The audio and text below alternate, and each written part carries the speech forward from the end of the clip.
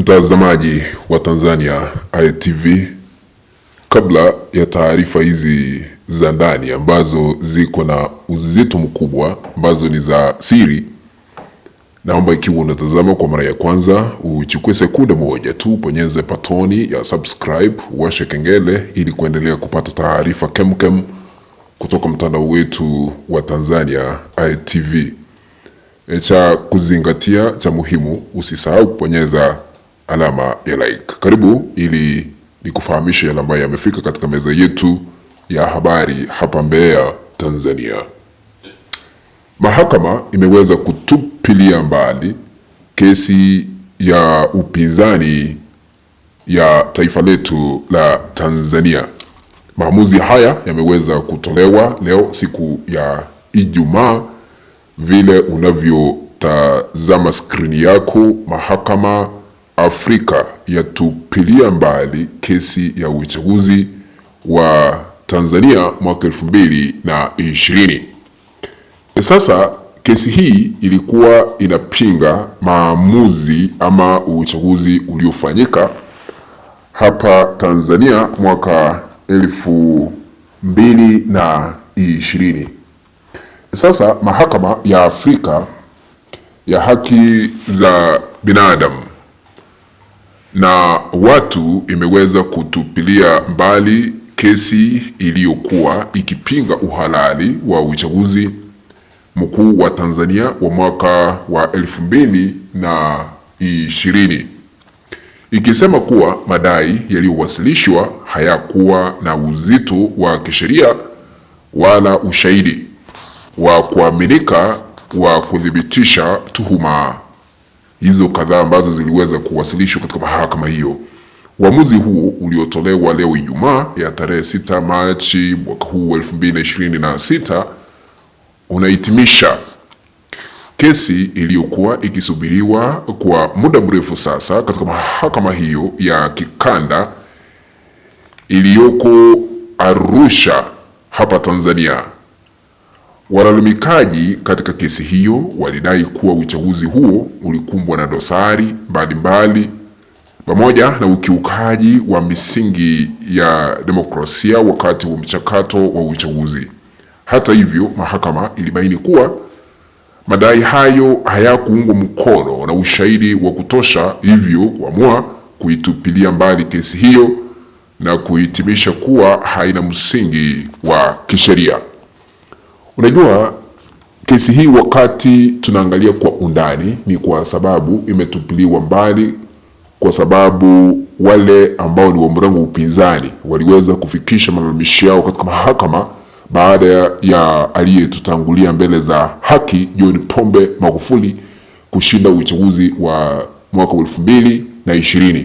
Sasa baada ya miaka mitano kesi hii iliyowasilishwa kule, kwa sababu ilikuwa inadaiwa ilikuwa na dosari na mrengo upinzani na wale ambao walikuwa na malalamishi hapa na pale, sasa wameamua baada ya miaka mitano, hata tukisema ya kwamba ushindi ulikuwa katika mrengo upinzani, hauwezi kuleta chochote kwa sababu manufaa hayapo. Sasa hivi ni serikali mpya ambayo ipo mamlakani na aliyeshinda wakati huo hayuko, ameaga dunia, ambaye ni John Pombe Magufuli ambaye alikuwa kipenzi chetu hapa Tanzania kwa marais wale ambao wamekaa mamlakani. Sasa hivi kesi hiyo haina msingi, imeweza kutupiliwa mbali. Kwa hivyo ni pigo kubwa hasa katika mrengo wa upinzani kwa kupoteza kesi hiyo, na yale ambayo yanaendelea hapa Tanzania tunashindwa cha kusema, kwa sababu yule ambaye yuko Ikulu katika kiti cha enzi cha uongozi, Samia Suluhu Hassan, aligeuka akawa mnyama, akampeleka mahakamani jela kule Ukonga, ambaye ni mwenyekiti wa kitaifa hasa katika chama cha maendeleo na demokrasia ambaye anaitwa Tundu Lissu, akazuiliwa hakuwania kiti cha urais. Mpina wa ACT Wazalendo haya akazuiliwa hakuwania kiti cha urais. Kwa hivyo haya tunaendelea kuyashuhudia kwa sababu wangekubaliwa kuwania kiti cha urais, huenda mmoja wao angeshinda ili Suluhu Hassan aende nyumbani, lakini akawafunga hawa ama akawafungia hawa kuwania kiti cha urais, jambo ambalo liliweza kusababisha taharuki na wasiwasi mkubwa katika taifa letu la Tanzania, kwa sababu tuliweza kushuhudia maandamano na mauaji yaliweza kushuhudiwa, zaidi ya watu 10,000 wakapoteza maisha yao. Lakini kile ambacho ninakijua sasa hivi, kwa sababu maafa yaliweza kushuhudiwa, sioni kama kuna nafasi yote, hata nafasi finyu, kwamba Suluhu Hassan anaweza kuibuka mahakama ya kimataifa ambayo inashughulikia uhalifu ambayo ipo pale Uholanzi ya ICC akifikishwa pale, kwa sababu tunajua tu hata kituo cha CNN kiliweza kuonyesha vile hali ilivyokuwa hapa Tanzania. Makaburi ya halaiki yaliweza kuonyeshwa kupitia CNN, kuonyesha kwamba kuna baadhi ya makaburi ambao watu waliweza kuzikwa kwa pamoja. Sasa sioni Suluhu Hassan kesi yake ikifikishwa katika mahakama ya ICC akinusurika. Hawezi, kwa sababu kuna ushahidi wa kutosha wa kuonyesha hayo yote.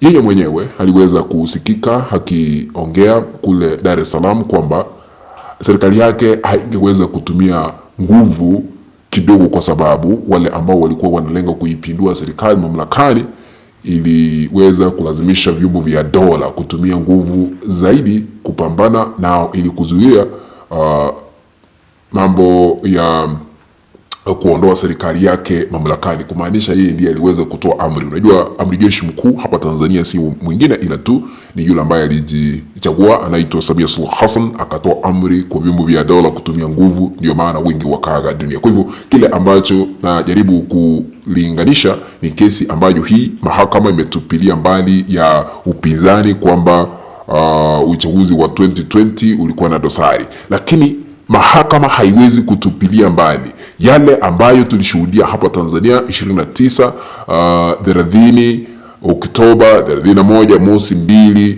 Novemba mwaka jana. Tulishuhudia maovu, tulishuhudia maafa hapa Tanzania. Sioni ikiwa Suluhu Hassan atanusurika, kwa sababu sasa hivi tunapoenda hewani kesi yake iliweza kuwasilishwa katika mahakama ya ICC na uchunguzi umeanzishwa. Wakati kulikuwa na mkutano wa marais kule Addis Ababa, Ethiopia, mkutano ambao uliweza kuhudhuriwa na Rais Samia Suluhu Hassan, tuliona vile aliweza kutengwa. Marais wale ambao waliweza kuchaguliwa hivi majuzi walikabidhiwa nafasi ya kuzungumza na kutoa salamu zao kwa marais wengine, lakini hatukushuhudia Samia Suluhu Hassan hata akitambuliwa. Sio kukabidhiwa nafasi ya kuzungumza, hata kutambuliwa. Hakutambulika kwa sababu inaaminika yeye mwenyewe aliweza kujichagua, hakupigiwa kura na wananchi wale ambao anaongoza sasa hivi, kufuatia yale ambayo vyombo vya habari viliweza kuonyesha katika televisheni mbalimbali za hapa nchini Tanzania na hata vyombo vingine vya habari vya kimataifa vikiwemo CNN, BBC, Al Jazeera na vingine. Kwa hivyo anajulikana kwamba ni rais ambaye ni katili, ni rais ambaye hakuweza kuchaguliwa demokrasia hapa Tanzania. Kwa hivyo hayo ndiyo yanaendelea sasa hivi, lakini tutaendelea kufuatilia taarifa za ndani ili kujua ni kipi ambacho kinaendelea. Kufikia hapo, mpenzi mtazamaji wa Tanzania Eye TV, naomba kutamatishia kanda hii hapo. Tutakutana hapo baadaye, lakini ikiwa hauja subscribe, chukua sekunde moja tu ya mwisho ili ukaweze kubonyeza patoni ya subscribe, kisha baadaye washa kengele ili kuendelea kupata taarifa wakati tunapozipata za ndani, wakati tunaziweka katika mtandao wetu wa Tanzania Eye TV. Asanteni sana, kwa heri, tukutane baadaye.